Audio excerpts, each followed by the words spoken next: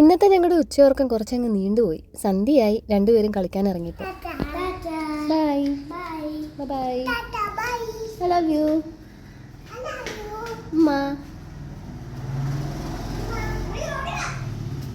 അമ്മ വൈകുന്നേരം പിരിവിന് പോകുന്നതിന് മുമ്പ് തന്നെ ഇവന്മാർക്ക് രണ്ടുപേർക്കും കുടിക്കാനുള്ള അമൃതം കാച്ചി വെച്ചിട്ടാണ് പോകുന്നത്.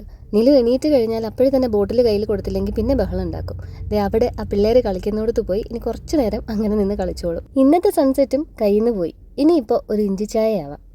ആലൻ ഇന്നൊരു കല്യാണവും അതിൻ്റെ പാർട്ടിയൊക്കെ ആയിട്ട് ബിസിയാണ്. അപ്പോൾ എനിക്ക് മാത്രം മതി ചായ. ഇഞ്ചിയും ഗ്രാമ്പും ഒക്കെ ഇട്ടൊരു ചായ. കഴിഞ്ഞ ദിവസത്തെ വീഡിയോയിൽ പലരും ചായ കൂടി കുറയ്ക്കണം എന്ന് പറഞ്ഞത് എനിക്കും അറിയാം ഇത് നല്ലതല്ല എന്ന്. പക്ഷേ ചായ എന്ന് മനസ്സിൽ ഓർത്താൽ പിന്നെ എനിക്ക് ചായ കുടിക്കണം. കോഫിയിൽ മാത്രമല്ല, ടീയിലെ ഒരു കീ കമ്പോണന്റ് കഫെയിനാണ്. And it is a central nervous system stimulant. ചുരുക്കി പറഞ്ഞാൽ കക്ഷി നമ്മുടെ മൂഡിനെയൊക്കെ ഒന്ന് ബെറ്റർ ആക്കും, ഒരു അലേർട്ട്നെസ്സും ഒക്കെ തരും. അതുകൊണ്ടൊക്കെ ആവണം ആളുകൾ ഒരു ചായ കുടിച്ച് ഉഷാറായാലോ എന്ന് പറയുന്നത്. ഒരു പാട്ട് മൂളാന്ന് വെച്ചപ്പോൾ ഈ ചേക്കേറാൻ പോകുന്ന കാക്കകൾ അത് സമ്മതിക്കില്ല.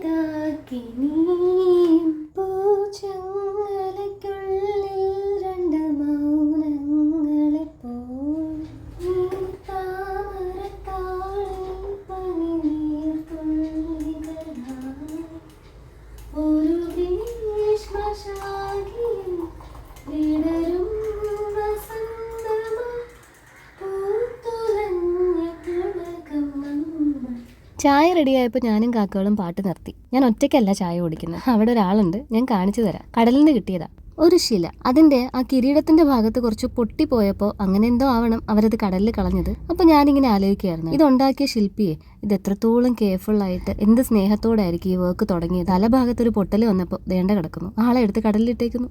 ഇങ്ങനെ കടലിൽ നിന്ന് കിട്ടുന്നതൊന്നും വീട്ടിൽ വെക്കാൻ പാടില്ല എന്നൊക്കെ ആൾക്കാർ പറയുന്നത്. പക്ഷെ എനിക്കിത് ഈ കടലിന്റെ അടുത്തിട്ടിരിക്കുന്ന എന്നെ തേടി വന്ന് എന്റെ മത്സ്യകന്യക. ബോട്ടുകളൊക്കെ കിടക്കുന്ന കണ്ടിട്ട് നാളെ നല്ല മീനൊക്കെ കിട്ടുമെന്നാണ് തോന്നുന്നത്. അപ്പോൾ ശരി, പുതുതായിട്ട് ചാനൽ സബ്സ്ക്രൈബ് ചെയ്ത എല്ലാവർക്കും ഒരുപാട് താങ്ക്സ്. നമുക്കിനി അടുത്തൊരു വീഡിയോയിൽ കാണാം.